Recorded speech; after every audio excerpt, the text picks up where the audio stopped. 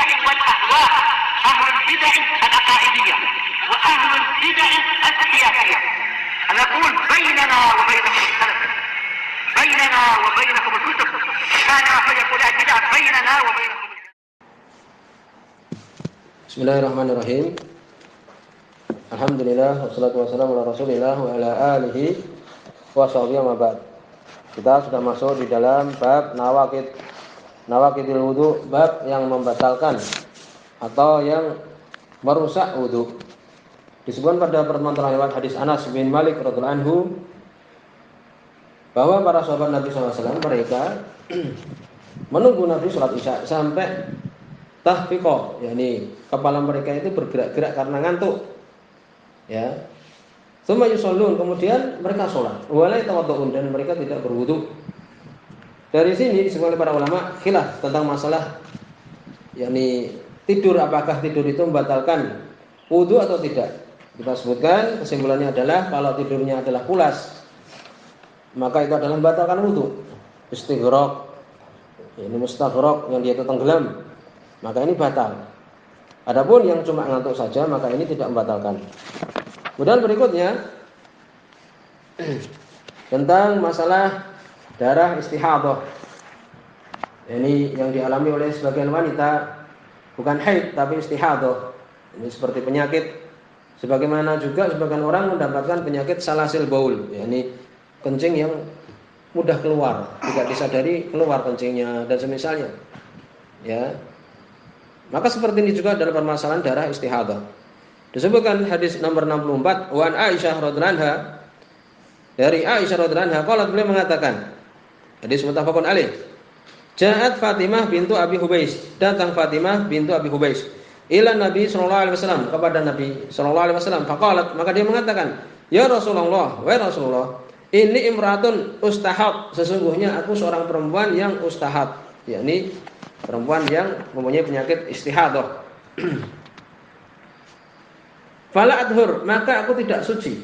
Ini anggapan beliau, anggapan Fatimah binti Abi Hubais. Afa ada usolah, apakah aku meninggalkan sholat?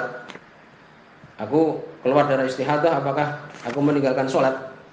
Bukan haid ya. Kalau haid disebutkan para ulama, kalau yang normal mereka itu 6 hari atau 7 hari.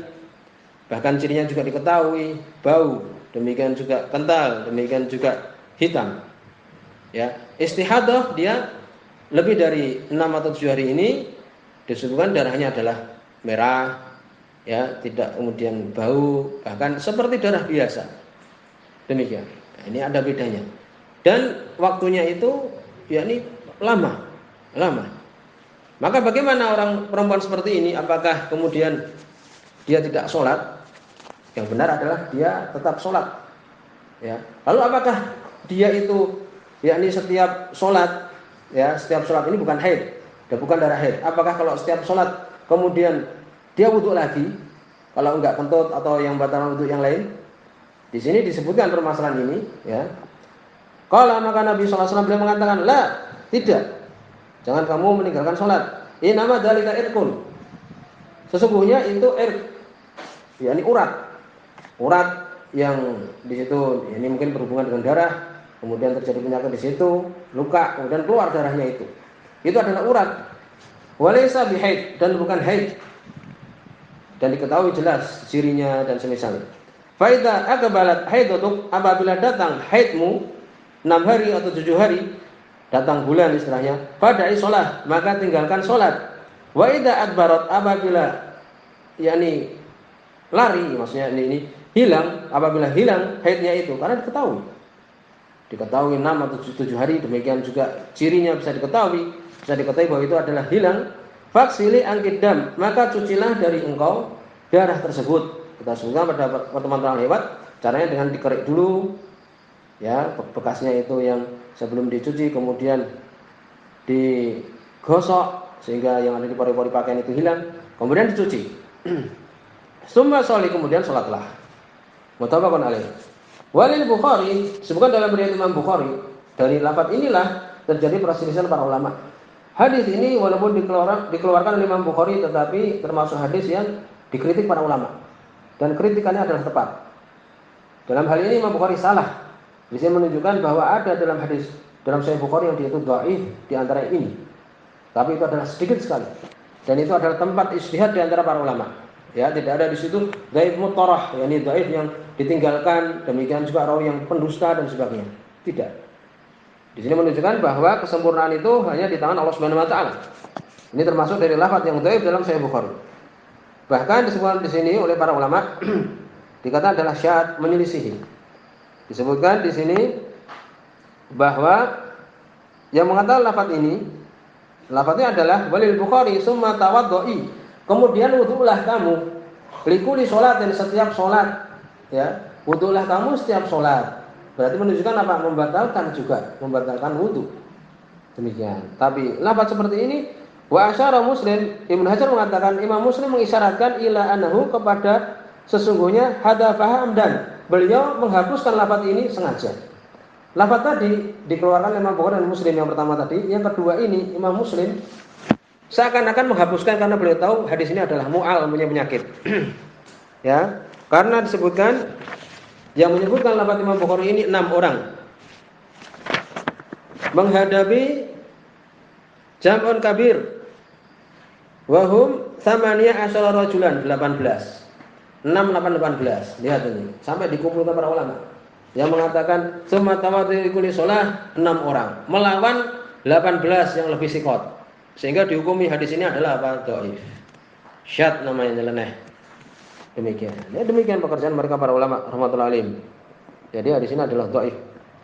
6 orang itu Hamad bin Zaid, kemudian juga Abu Hamzah, demikian juga Abu Hanifah inda Tahawi, Hajjaj bin Arta'ah, Abu Awanah, Muhammad bin Ajlan. 6 melawan 18 ulama. Di antaranya Malik bin Anas, Waqi bin Jarrah, Yahya bin Sa'id ila akhirih, 18 orang ulama-ulama besar. Dari sini sehingga terjadi perselisihan hukum wudu lil mustahadah, ya. Hukum perempuan yang dia itu waktu itu dalam keadaan istihadah. Bukan haid tapi istihadah. Ya, sudah tahu perbedaan darah istihadah dan darah haid, jelas. Bagaimana ini? Kesimpulan adalah istihbab. Ya, kesimpulan itu adalah istihbab. Hadis tadi adalah dhaif.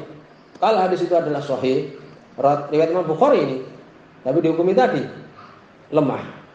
Lihat bagaimana beratnya para ulama kan, sampai 6 lawan 18. Dihukumi akhirnya lemah hadisnya itu. Syad, nyeleneh. 6 itu bapaknya kuat juga tapi menghadapi 18. Akhirnya dikatakan hukumnya itu adalah dhaif. Ya. Kalau dia itu sahih menjadi hukum, tapi ternyata adalah dhaif. Syekh bin Baz mengatakan bahwa mengambil hadis tadi. Setiap mau sholat wudu, Tapi yang benar adalah yakni istihbab saja, disukai saja. Jumhur mengatakan wujub. Yakni jumhur ulama mengatakan wajib. Setiap wudu itu adalah setiap sholat adalah berwudu. Sebutkan di situ Ikrimah, Rabi'ah, Imam Malik, Ibnu Munzir, ya, mengatakan untuk istihadah ini laisa alal istihadah wudu, tidak ada wudu. Ya, sebagian mengatakan seperti itu. Karena di situ ada hadis yang lain menyebutkan faksili wasoli, tadi kita sebutkan. Faktasili wasoli, kalau dia haid maka mandilah dan sholatlah. Adapun istihadah tidak disebutkan. Ini demikian. Wallahu alam. Kalau mungkin mau berpendapat ya bahwa untuk apa? Untuk setiap sholat wudu maka tafadhol berdasarkan riwayat Imam Bukhari tadi.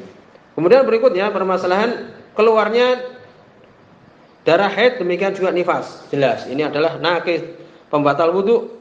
Wala taqrabuhunna hatta yadhurna. Jangan kalian mendatangi istri-istri kalian sampai mereka itu suci. Jelas, tidak boleh. Ya, jadi mereka tetap tidak boleh sholat. Nifas, demikian juga haid. Kemudian bagaimana orang yang punya penyakit salasil baul tadi, penyakit kencing mudah keluar, ya kadang kalau sudah tua, bahkan di antara orang yang belum tua pun gitu. Tiba-tiba ketika sholat merasa ada keluar itu, ya kencingnya. Ya, maka seperti ini, seperti ya ini tadi permasalahan tadi istihadah. Bahkan apa? Bahkan hendaknya dia berwudu. ya, kemudian apa? Baru sholat. Walaupun para ulama menyebutkan kalau dalam keadaan sudah parah, sudah diletakkan di situ di kemaluannya itu apa? Entah kapas, ya, atau sesuatu sehingga tidak mengenai pakaiannya. Demikian, itu termasuk cobaan yang dialami oleh dia. Kalau memang parah sekali ya, insya Allah la yukallifullahu nafsan illa usaha. Kemudian berikutnya hadis nomor 65 tentang permasalahan madhi. Madhi itu berbeda dengan mani. Kalau mani keluar biasanya ketika hubungan suami istri. Setelah keluar itu maka langsung futur, langsung lemas, tidak ada nafsu dan sebagainya. Keluar dalam keadaan tadafuk, muncrat, keras keluar seperti itu. Adapun madhi, ya, madhi ini maka setelah keluar itu enggak. Biasanya itu sebelum dia melakukan hubungan dan sebagainya. Ya demikian. Juga kalau mani itu, ya, sering kita sebutkan dia itu kental, ya, kental. Ini disebutkan seperti itu. Adapun madhi ma'un raqiq, ya, ini air yang dia itu raqiq, yang dia itu ya ini lembut, abyad putih, lazajun, yang dia itu lengket, yakhruju inda syahwah, keluar ketika syahwat, bila tadafuk, tidak dengan keluar ya ini keras, tidak. Wala yaqibu futur, bukan setelah itu kemudian lemas, tidak. Ini madhi. Bagaimana permasalahannya? Apakah membatalkan wudu? Membatalkan wudu. Dan itu adalah najis. Adapun mani yang sahih tidak najis. Mani bukan najis. Tetapi wajib mandi. Wajib mandi. Kalau madhi, ya, dia najis tetapi apa? Tidak wajib mandi. Disebutkan di sini wa Ali bin Abi Thalib radhiyallahu anhu, dari sahabat Ali bin Abi Thalib radhiyallahu anhu, muttafaqun alaih hadis ini. Qala, beliau mengatakan kuntu rajulan madza'an. Aku adalah seorang yang madza'an, yang mudah mengeluarkan madhi. Biasanya orang yang mereka mengatakan syahwatnya kuat. Fa amartul Miqdad, maka aku perintahkan Al-Miqdad, Miqdad bin Aswad. Malu beliau bertanya langsung kepada Nabi. Kenapa? Karena istrinya adalah anaknya Nabi sallallahu alaihi wasallam. An ayyas ala Nabi sallallahu alaihi wasallam, untuk bertanya kepada Nabi sallallahu alaihi wasallam. Fasalahu, maka Miqdad pun bertanya kepada Nabi. Faqala, maka Nabi sallallahu alaihi wasallam beliau mengatakan fihil wudu, di dalamnya wudu. Berarti menunjukkan batal. Ya, batal wudunya. Termasuk membatalkan wudu yang berikutnya adalah apa? Adalah madhi. Demikian juga mani tentu saja. Istihadah tadi kita sebutkan, ada yang mengatakan membatalkan dan mengatakan tidak. Yang benar adalah tidak, wallahu alam. Adapun madhi ini maka itu adalah fihil wudu, di dalamnya wudu, yakni membatalkan wudu. Muttafaqun alaih wa lafdzul Bukhari, ini lafaz Imam Bukhari. Di sini menunjukkan bahwa apa? Al-madhi naqidun min nawaqidil wudu. Madhi adalah pembatal dari pembatal-batal wudu. Demikian juga apakah wajib mencuci kemaluan? Demikian juga unsa, ya ini dua telurnya itu bagi laki-laki. Karena ini keluar di laki-laki. Jawabannya adalah wajib karena itu adalah najis, ya. Nabi menyebutkan dalam riwayat yang lain sebutkan bahwa yang doh farjab, yakni nadah, yakni cucilah kemaluanmu. Sebagian mengatakan diperciki, tapi para ulama mengatakan yakni maknanya adalah mencuci, karena itu adalah najis. Al-muhim izalatun najasah, yang penting adalah menghilangkan najisnya. Kalau terkena pakaian dicuci, karena itu adalah najis.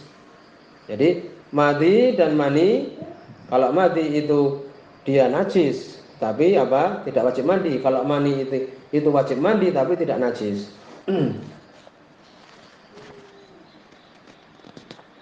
Demikian juga najasatul madhi. Ini menunjukkan juga bahwa madhi itu adalah najis. Di situ ada juga yang namanya wadi. Wadi itu bahwa saya yakhruju min adzakar ala asaril baul. Sesuatu yang keluar cairan juga setelah kencing. Jelas itu adalah najis. Ya, itu adalah najis. Yang biasa kita jumpai ya tadi mani dan madhi.